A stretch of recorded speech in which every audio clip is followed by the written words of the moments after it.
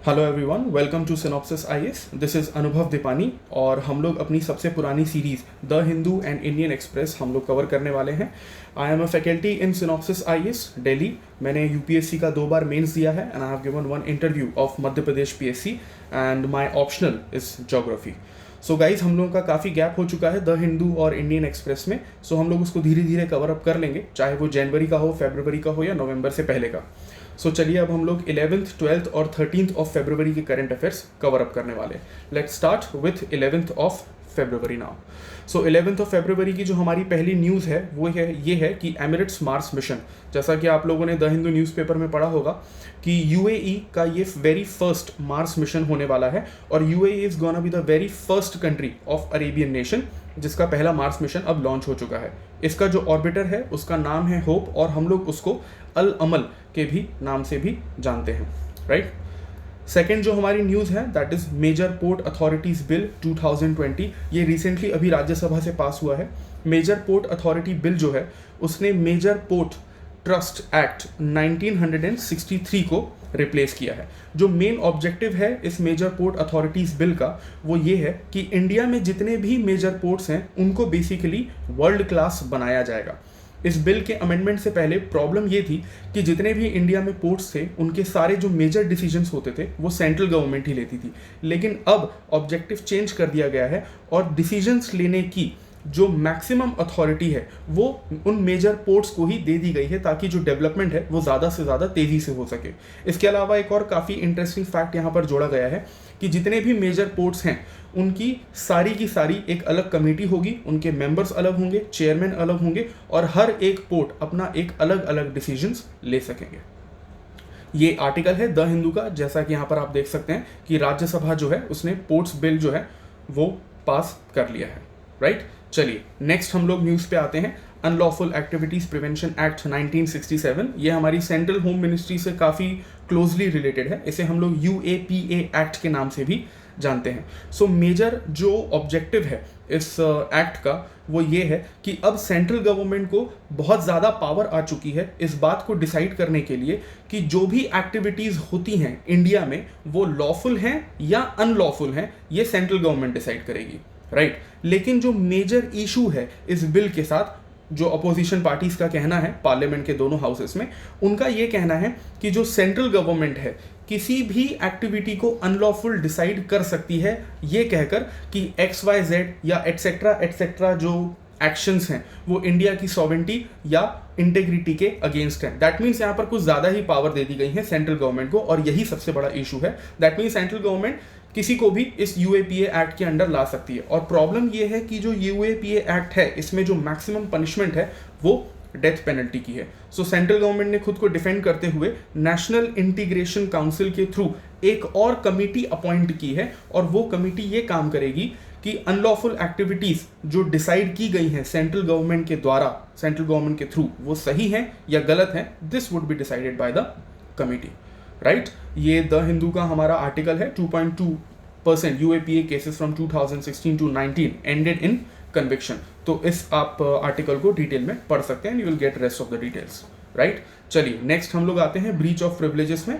वैसे breach of privilege एक बहुत ज़्यादा करंट अफेयर का टॉपिक नहीं है, काफ़ी एक फैक्चुअल टॉपिक है क्योंकि आप लोग इसको कॉन्स्टिट्यूशन में आर्टिकल नंबर 105 एंड 194 के अंडर ऑलरेडी पढ़ चुके हैं। रिसेंटली एक केस हुआ था कि हमारी जो एक मेंबर ऑफ पार्लियामेंट है लोकसभा की, उन्होंने सुप्रीम कोर्ट के जज के अगेंस्ट या फिर उससे कनेक्टेड किसी तरीके का एक स्टेटमेंट जो है वो दिया था लोकसभा में। और बट प्रॉब्लम यह है कि हम लोग ने सुप्रीम कोर्ट में या जुडिशरी में ये पढ़ा है कि किसी भी जज का डिस्कशन तब तक लोकसभा में नहीं हो सकता जब तक उनका रिमूवल प्रोसेस न चल रहा हो। लेकिन मेंबर ऑफ पार्लियामेंट ने जिस सुप्रीम कोर्ट के जज के बारे में बात की थी वो बेसिकली रिटायर्ड जज थे, एक्स जज ऑफ सुप्रीम कोर्ट थे। बट इवन देन सिविल या क्रिमिनल केसेस ऐसी कोई बात होने नहीं वाली है उस मेंबर ऑफ पार्लियामेंट के अगेंस्ट। क्यों? क्योंकि उनको प्रिविलेज दिया गया है। इसी प्रिविलेज को हम लोग ब्रीच ऑफ प्रिविलेज के नाम से जानते हैं, जिसको आप आर्टिकल नंबर 105 में privilege of member of parliament and article number 194 में privileges of member of legislative assembly में पढ़ सकते हैं। अगर आपको इसको और डिटेल में पढ़ना है तो आप लोग कॉन्स्टिट्यूशन में you can actually read out both of the articles, right. ये again we have the article of the Hindu जहाँ पे आप देख सकते हैं BJP MP issues breach of privilege notice against Mahua Moitra, right. चलिए नेक्स्ट हम लोग आते हैं अपने टॉपिक पे, that is east container terminal. ये श्रीलंका में है, जिसको हम लोग ईसीटी बोलेंगे। ये जो ईस्ट कंटेनर टर्मिनल है, इसका जो प्रोजेक्ट है वो इंडिया और जापान की पार्टनरशिप को दिया गया था। बेसिकली इंडिया और जापान 2019 में इस कंटेनर टर्मिनल को डेवलप करने वाले थे, लेकिन ये जो ईसीटी है ये basically Colombo international container terminal के अंडर आता है। एंड अनफॉर्चुनेटली ये जो कोलंबो इंटरनेशनल है, इसके जो 85% स्टेक हैं वो चाइना के पास हैं। तो ऑब्वियस सी बात है कि चाइना कभी भी इंडिया को ऐसे प्रोजेक्ट में इन्वॉल्व नहीं होने देगा जहां पर वो ऑलरेडी इन्वॉल्व है। तो इंडिया और जापान इसको बनाने वाले थे, इस ईस्ट कंटेनर टर्मिनल को 2019 में, बट नाउ चाइना ने पूरी की पूरी अथॉरिटी अपने पास ले ली है और अब China would be building the ECT in Sri Lanka. ये वैसे प्रीलिम्स का टॉपिक कम है, मेंस का ज़्यादा है, but even then no issues. यहाँ पर आप लोग देख सकते हैं, यहाँ पर आर्टिकल में श्रीलंका के जो फॉरेन मिनिस्टर है, उन्होंने बोला है कि ये जो डिसीजन लिया गया है ये चाइना के प्रेशर में नहीं है, ये श्रीलंका की सॉवरेंटी है। खैर चलिए नेक्स्ट टॉपिक पे आते हैं हम लोग, that is world sustainable development summit. ये जो वर्ल्ड सस्टेनेबल डेवलपमेंट समिट है, ये एक एनुअल फ्लैगशिप इवेंट है। किसका? एनर्जी ऑफ रिसोर्स इंस्टीट्यूट, जिसको हम लोग टेरी के नाम से भी जानते हैं। ये जो एनर्जी रिसोर्स इंस्टीट्यूट है ये 1974 में इस्टेब्लिश हुआ था, और इसका जो मेन ऑब्जेक्टिव है वो ये है कि वर्ल्ड लेवल पे जितने भी एनर्जी इश्यूज होते हैं उनको वर्ल्ड लेवल पे उठाया जाए और कहीं ना कहीं उनका सॉल्यूशन निकाला जाए। तो ये जो WSDS है ये इस साल करंट अफेयर्स में इसीलिए है क्योंकि इसका जो 20th एडिशन हुआ था 2021 का, ये न्यू दिल्ली में ही हुआ था।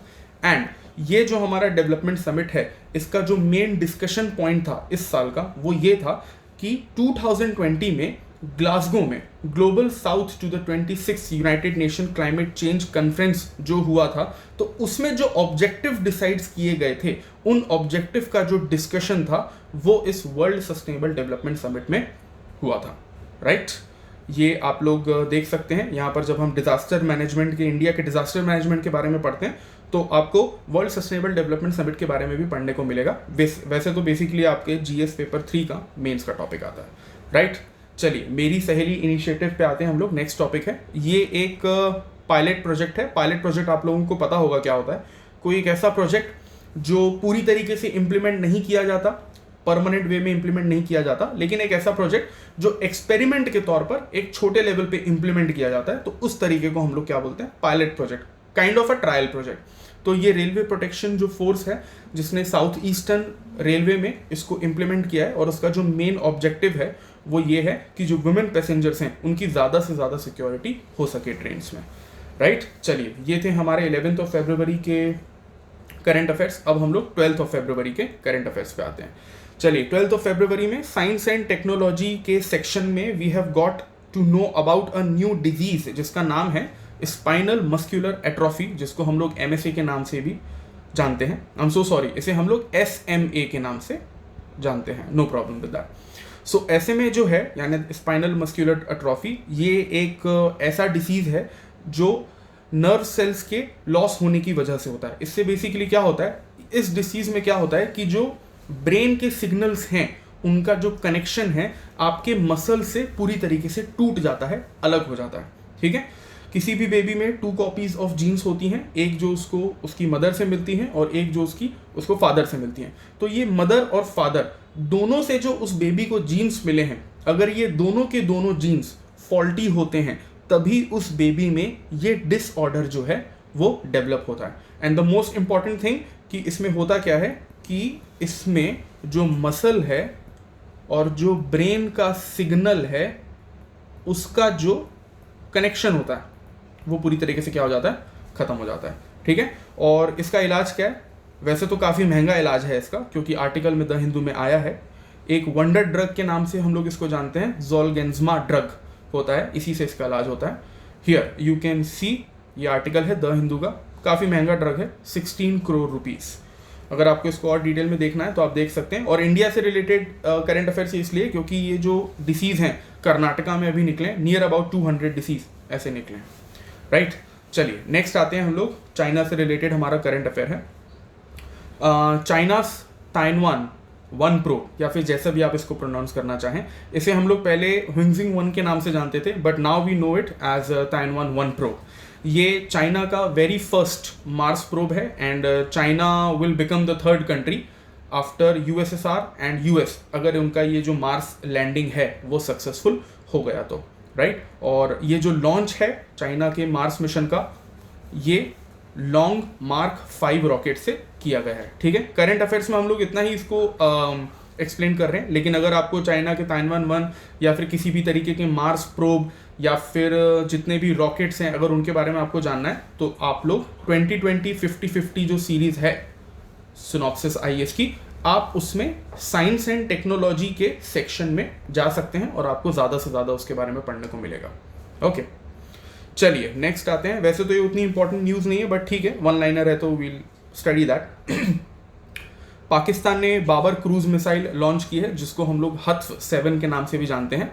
ये surface to surface short range missile है, सबसोनिक क्रूज मिसाइल है और इसकी जो रेंज है वो 490 किलोमीटर ही है, ठीक है। और सरफेस टू सरफेस मिसाइल क्या होती है, क्रूज मिसाइल क्या होती है, बैलिस्टिक मिसाइल क्या होती है, सबसोनिक क्रूज मिसाइल क्या होती है, इसकी जो डिटेल्ड स्टडी है वो सिनॉप्सिस आईएएस के यूट्यूब चैनल में साइंस एंड टेक्नोलॉजी पोर्शन में आपको मिल जाएगी। मेरे ख्याल से 6 से 7 लेक्चर हैं, डू विजिट दैट, आपको ये करंट अफेयर्स और आसानी से समझ में आएगा इसके लिए, ठीक है। तो ये हमारी 12 फरवरी की करंट अफेयर्स थी। चलिए अब हम लोग लास्ट अपने सेक्शन करंट अफेयर्स पे आते हैं जो 13 फरवरी का है। 13 फरवरी का जो पहला इंपॉर्टेंट करंट अफेयर है वो हमारा बैराबी सैरंग रेलवे प्रोजेक्ट, ठीक है। बैराबी सैरंग रेलवे प्रोजेक्ट में क्या होने वाला है कि ऐजवाल जो है that is the capital of Mizoram, हम लोग उसको इंडिया की जो रेलवे ग्रिड है उससे कनेक्ट करने वाले हैं। यहाँ पर आप लोग मैप में देख सकते हैं, you can see Bairabi here and you can see Sairang here, ये आपका प्रोजेक्ट है and here you can see the Aizawl the capital of Mizoram. तो ये the most northern point and most southern point of this portion ये इंडिया की railway grid से connect होने वाला है। और ये हमारा द हिंदू का आर्टिकल है जिसमें ये कहा है कि जो मिजोरम की कैपिटल है वो 2023 तक पूरी तरीके से कनेक्ट हो जाएगी। इंटरेस्टिंग फैक्ट ये है कि जो मिजोरम है वो 4th नॉर्थ ईस्टर्न स्टेट बनने वाला है जिसकी रेलवे कनेक्टिविटी होने वाली है। इससे पहले जो दिसपुर आसाम की capital, Agartala Tripura capital and Itanagar Arunachal Pradesh की जो कैपिटल है वो ऑलरेडी जो है इंडिया की रेलवे ग्रिड से कनेक्ट हो चुकी है। As you can see Assam railway grid connected here and Agartala railway grid connected here, right. और ये जो पूरा का पूरा प्रोजेक्ट है कौन संभाल रहा है, north eastern frontier railway, right. So काफ़ी इंटरेस्टिंग प्रोजेक्ट है। एंड अगर आपको थोड़ा बहुत और इसके डिटेल में पढ़ना हो कि कितना प्रोजेक्ट में इन्वेस्ट किया गया है etcetera etcetera, do read this article. चलिए नेक्स्ट आते हैं हम लोग, ये हमारा आर्ट एंड कल्चर से रिलेटेड एक छोटा सा टॉपिक है, थोल पवकुत्थु, ये या फिर I am sorry for the pronunciation, ये एक शैडो पपेट्री है जो केरला में प्रैक्टिस की जाती है। जैसा कि आप लोग यहाँ पे देख सकते हैं कि इट्स अ शैडो पपेट्री जो केरला में प्रैक्टिस की जाती है। लेकिन अब ये जो शैडो पपेट्री है ये रोबोट से भी रिप्लेस की जा रही है। करंट अफेयर्स में अगर आपसे इस चीज़ से रिलेटेड पूछा जाएगा तो मैक्सिमम आपसे यही पूछा जाएगा कि ये है क्या, शैडो पपेट्री है और ये कहाँ से रिलेटेड है, तो केरला से रिलेटेड है। अगर आपको इसके बारे में और थोड़ा ज़्यादा पढ़ना है तो सिनॉप्सिस के यूट्यूब चैनल के प्लेलिस्ट में you can go for art and culture, ठीक है। रिद्धि शर्मा मैम ने इसको कवर किया है, वहाँ पर आपको ये चीज़ डिटेल में मिल जाएगी, राइट। चलिए नेक्स्ट आते हैं हम लोग कलारीपयट्टू पे। आप लोगों ने इसका नाम कम से कम अभी तो सुना होगा क्योंकि विद्युत जामवाल अभी के टाइम पे इसको बहुत ज़्यादा प्रमोट कर रहे हैं फिटनेस लेवल पे। तो ये कलारीपयट्टू क्या है, ये एक केरला का मार्शल आर्ट है जो 3rd सेंचुरी BC से लेकर 2nd सेंचुरी AD के बीच में ओरिजिनेट हुआ था। तो ये जो वर्ड है आपका कलरी, इसके बारे में सबसे पहले हमको कब पता चला था, हमको इसको सबसे पहले संगम लिटरेचर में पता चला था। एंड इसका मतलब क्या होता है, इसका मतलब होता है battle field and combat arena, मतलब एक खुले मैदान में पूरा रेती से घिरा हुआ, वहाँ पर ये मार्शल आर्ट परफॉर्म किया जाता है। कलारीपयट्टू 2 चीज़ें मेनली इंक्लूड करता है। एक इसको हम लोग कहते हैं कॉम्बिनेशन ऑफ स्टेप जिसको हम लोग चुवतु कहते हैं, और दूसरा होता है कि लड़ते टाइम कलारीपयट्टू के टाइम आप किस तरीके का पोस्चर लेते हैं, किस तरीके का स्टांस लेते हैं, उसको हम लोग वदीबू कहते हैं, राइट। चलिए नेक्स्ट है हमारा, आई गेस ये हमारा लास्ट है, yes this is gonna be the last current affair of this video. विज्ञान ज्योति प्रोग्राम, वैसे तो विज्ञान ज्योति प्रोग्राम जो है पूरी तरीके से जो स्टेम प्रोजेक्ट चल रहा है इंडियन गवर्नमेंट का, आप लोगों ने सुना होगा, जिसमें 9th से लेकर ट्वेल्थ क्लास की जो गर्ल्स हैं, जो लड़कियां हैं, स्टूडेंट्स हैं, उनको साइंस, टेक्नोलॉजी, इंजीनियरिंग और मैथमेटिक्स, जो इसका फुल फॉर्म है ऑब्वियसली, उसमें बहुत ज़्यादा उनको इंकरेज किया जा रहा है। तो स्टेम प्रोजेक्ट के अंडर एक छोटा सा टॉपिक आता है जिसको हम लोग विज्ञान ज्योति प्रोग्राम कहते हैं। ये yes, you can see here कि यहाँ पर लड़कियों को इंकरेज किया जा रहा है साइंस में अपना करियर बिल्डअप करने के लिए। ऑब्वियसली ये department of science and technology ministry के अंडर आता है और स्टेम इसका मेजर प्रोजेक्ट है। अगर स्टेम प्रोजेक्ट और विज्ञान ज्योति प्रोजेक्ट के बारे में आपको और ज़्यादा पढ़ना है तो सिनॉप्सिस आईएएस का आप 360 PT फॉलो कर सकते हैं, जो अगेन यूट्यूब पे आपको फ्री अवेलेबल होगा। ठीक है, सो ये हमारे 11th of February से लेकर 12th of February के these were the current affairs, and see you in the next video. Thank you very much.